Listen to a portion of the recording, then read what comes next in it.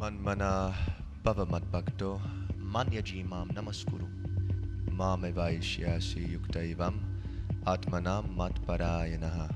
The conclusion of the 9th chapter of Srimad Bhagavad Gita is expressed when the Lord says,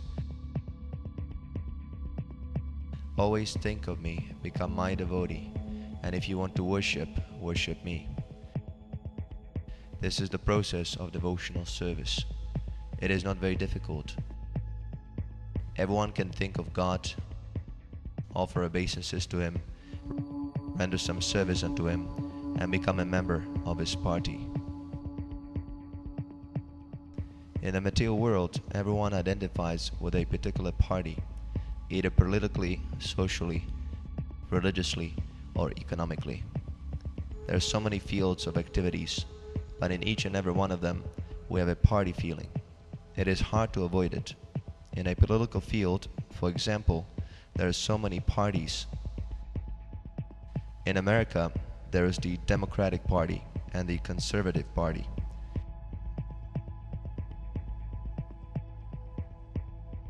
In India, there is the Congress Party. And on the international scale, there is the capitalistic and the communistic party. Religiously, there are Christians, Jews, Hindus, etc. And socially also, especially in India, there exists a very distinct social division. So we cannot avoid this partyism. If I ask you, do you belong to any party? Can you say that you do not? No. Everyone belongs to some party.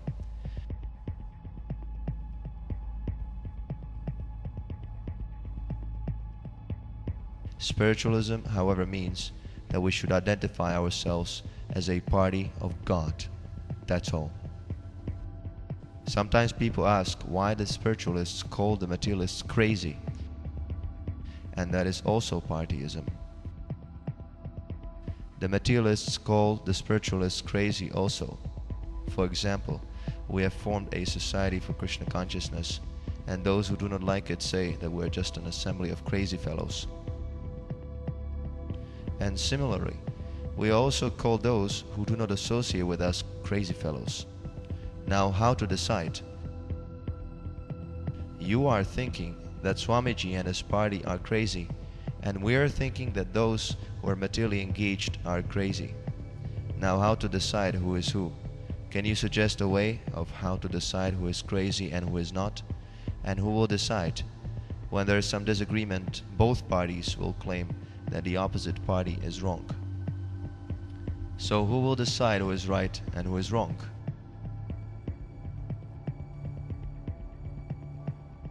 The world is being divided by this partyism, and each party is thinking that the other party is crazy. Now who will decide who is actually crazy? We have to come to the point of reasoning. And the reasoning is as follows. If you take any common man and ask him, "Who are you?" he will think that he is this body. Everyone will therefore give some description. I'm a Christian, I'm a Hindu, I'm Mr. such and such, I'm Mrs. such and such. Whatever he or she says is nothing but based on the body. When he says, "I'm American," it designates the body, because somehow or other he was born in the land of America. Yet America is just another artificial name. The land is neither America nor India. The land is land, but we want to give it some designation and create some boundary. This is the United States of America. This is Canada. This is Europe. This is Asia. This is India. We have given the land a name, but was the land known as America 500 years ago? You have named it Europe, but was this continent known as Europe thousands of years ago? These are all designations. From the historical point of view presented in the Vedic literature, this whole world was originally known as Ilavartavarsha. Later on, a great emperor, Bharata, changed it according to his name, and thus the whole planet was known as Bharatavarsha. Then, as the days went by, some part of the world separated from the original Bharatavarsha, and it was called either Europe or some other name. Even in this age, we have a practical experience that approximately 20 years ago, India included Burma, Ceylon, the modern Pakistan, and everything, but now it is separated. Now someone calls it Pakistan, someone calls it Ceylon, and so on. So this process is going on. Actually, the land is neither Bharatavarsha, nor Asia, nor America, nor India. Only we give this name, and with a change of time and influence, we see they're nothing but designations. Can you say what your designation was before you were born? Were you American, Indian, Chinese, or Russian? Can you say? And after getting out of this body, do you think you will continue as an American, Indian, Chinese, or Russian? You might be living now in the land of America, but in your next life you may take birth in China. Who can tell? We're changing our bodies. Can you say that you are not changing your body? No, we are changing. When I was born in my mother's womb, my body was very tiny. But where is that body now? And where is the body I had when I was a child? Where is the body I had when I was a boy? Where is the body I had when I was a young man? I have a photograph from my student days, and you could not believe. Oh, Swamiji, you were like this? So where is that body? Where has it gone? We are the same person, but the body is changing. I might think that in my childhood I was doing like this, in my youthhood I was thinking like this, and in my boyhood I did so many things. But where have those days gone now? With my body everything has gone away, only memory remains. But we are sticking to this body to such an extent, and when I ask you, or when you ask me who are you, I say something in relationship with this body. Are you not crazy then? Can any one of you say that you are not crazy? If you identify yourself with something which you are not, then are you not crazy? Everyone who identifies with this body is a crazy man. It is a challenge to the world. Anyone who claims God's land to be his own property is a crazy man. This is a challenge. Let anyone establish that the land is his property and that the body is his. By the tricks of nature, you are put into some place, into some body, under some consciousness. You are being dictated by the laws of nature what to do, and you are mad after that. Prakriti kriyamanani gunai karmani sarvashaha ahankara vimudhatma kartaham iti manyate. The bewildered spirit soul, under the influence of the three modes of material nature, thinks himself to be the doer of activities which are in actuality carried out by nature. Just as a teacher is pulling the ear of a student, every one of us is being pulled by the ear by the complete clutches of the material nature, and we're sometimes placed in one body and sometimes in another. By some great fortune, you now have a human form of body, but there are 8,400,000 types of bodies in the creation, and by the tricks of nature, you can be put into any of these bodies according to your work. So you're completely under the grip of nature. In this life, fortunately or unfortunately, I have a human form. The next time I may get a body of a dog, or I may get a body of a god. That will depend on my work. The laws of nature are working, and the material nature will force me to accept it. You cannot say that in your next life you wish to take birth in America. How can you say? You are not the authority. This is stated in the Bhagavad Gita. Prakriti kriyamanani gunai karmani sarvasa ahankara vimudhatma kartaham iti manyate. Everything is being conducted by the supreme laws of nature, but the foolish man thinks that he is something special. He thinks he is independent. This is foolishness. Ahankara vimudhatma. Ahankara means false egoism. And what is that false egoism? False egoism means that although I am not this body, I think I am this body. Therefore, Shankaracharya in his mission preached that we are not the body, we are spirit soul. Aham Brahmasmi. But even while one tries for self-realization, foolishness or the dictation of Maya, illusory energy, continues. Why is that? A person may understand that he is not this body and that he is the spirit soul, but then what is his actual position? Void? Impersonal? Does spirit soul mean void? After finishing this body, there is nothing, only void? There are philosophers who preach this void. They say that after finishing the body, there is nothing. And other philosophers, impersonalists, say that as soon as this body is finished, my personal identity is finished as well. Do you think like that? Is it possible? Yes, as long as I am in this body, the body is not my actual self. But that does not mean that I do not exist. Just like in a vehicle, while driving, the car is moving according to your desire. It does not move independently. You can move the car right or left on this road or that. But suppose you get out of the car, do you think that your personality is gone? Is there any reasoning? In the Bhagavad Gita it is said, Ishvara sarvabhutanam hridesha arjuna tishtati brahmayan sarvabhutani yantra rudhani mayaya. The Supreme Lord is situated in everyone's heart, O Arjuna, and is directing the wanderings of all living entities who are seated as on a machine made of the material energy. These bodies are like cars, and Maya has placed you in this sort of car because you wanted it. Somebody might have a nice car like Rolls-Royce, and somebody might have an ordinary truck, but they're both moving. And if you get off the car, either from the truck or from the Rolls-Royce, Chevrolet or Ford, do you think that your personality is finished just because you left the car? No. Then how can you say that when you leave this body, your personality is finished? What is the reasoning behind this? So this is another type of craziness. Just see how craziness follows. You say void. Why void? I am so intelligent, I am doing and planning so many things, and just because my body is finished, everything becomes void? This is contradictory. There is no void. There is spirit. And when one comes to the spiritual self-realization beyond the body, and if he is still further advanced in spiritual knowledge, he will seek his spiritual duty. What is my spiritual work? That is sanity. I cannot be void. I cannot lose my individuality and personality. That is nonsense. How can I lose it? Take this same crude example. As long as I am sitting in the car, I display so much individuality and so much discrimination. As soon as there is a red signal, I stop the car. And when there is a green signal, I start the car. I am using my consciousness. I am working, and simply by getting off the car, I lose everything? I become void? What is this nonsense? No. There is neither voidness nor impersonalism. The Bhagavad Gita does not agree to that.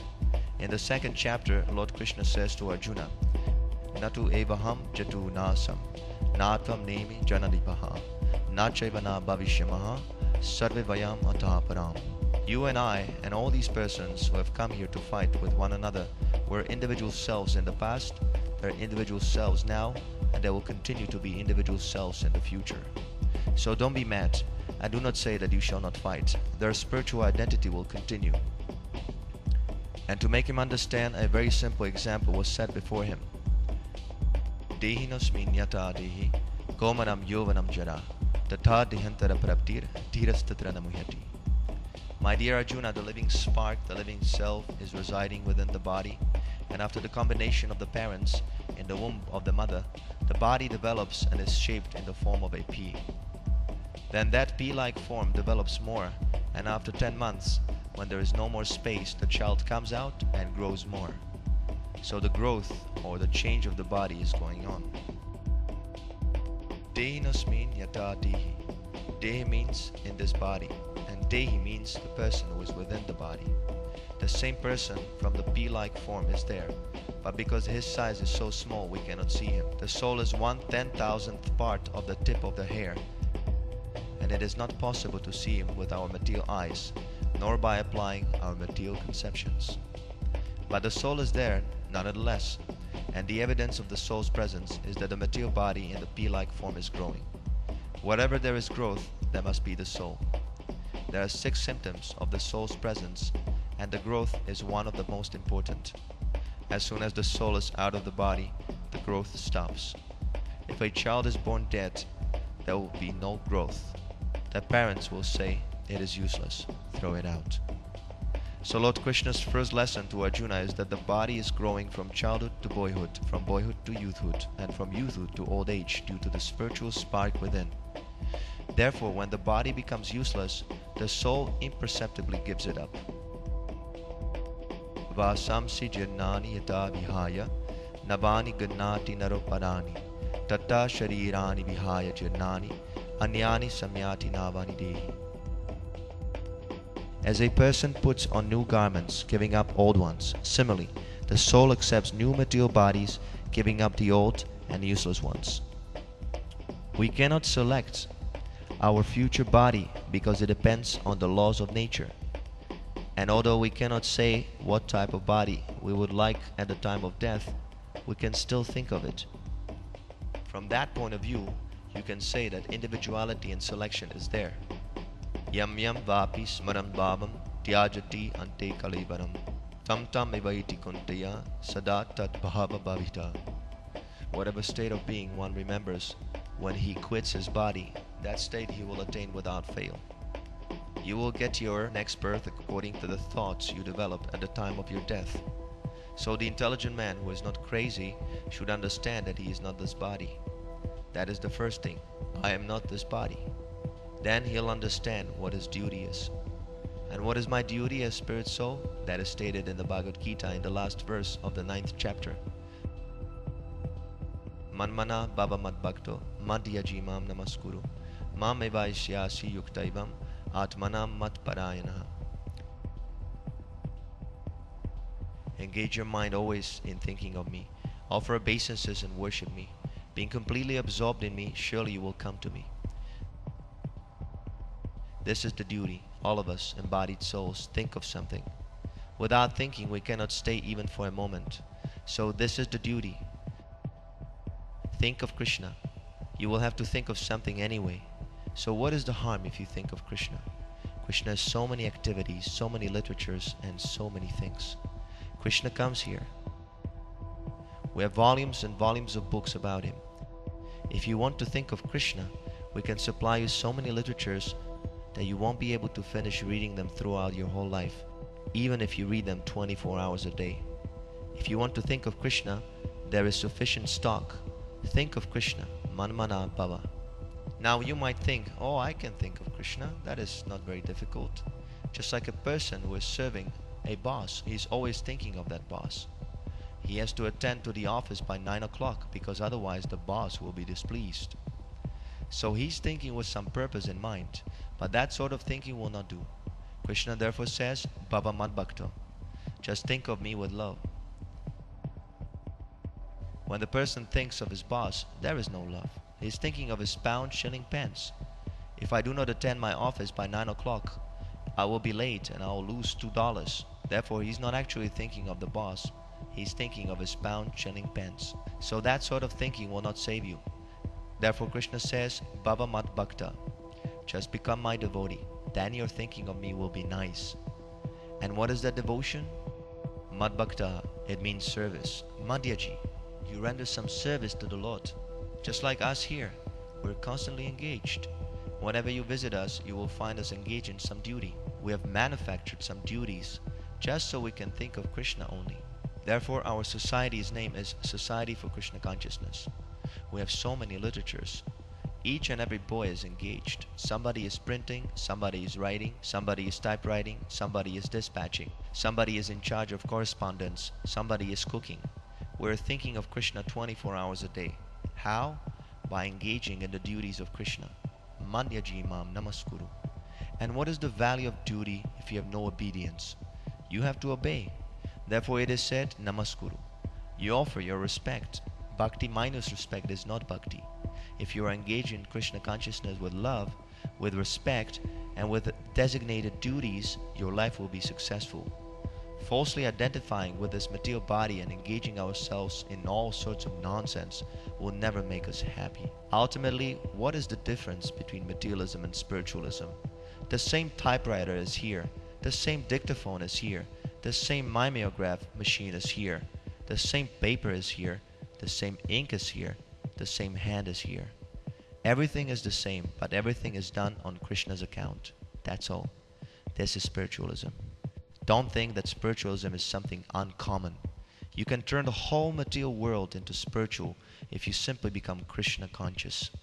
This is spiritualism. Thank you very much.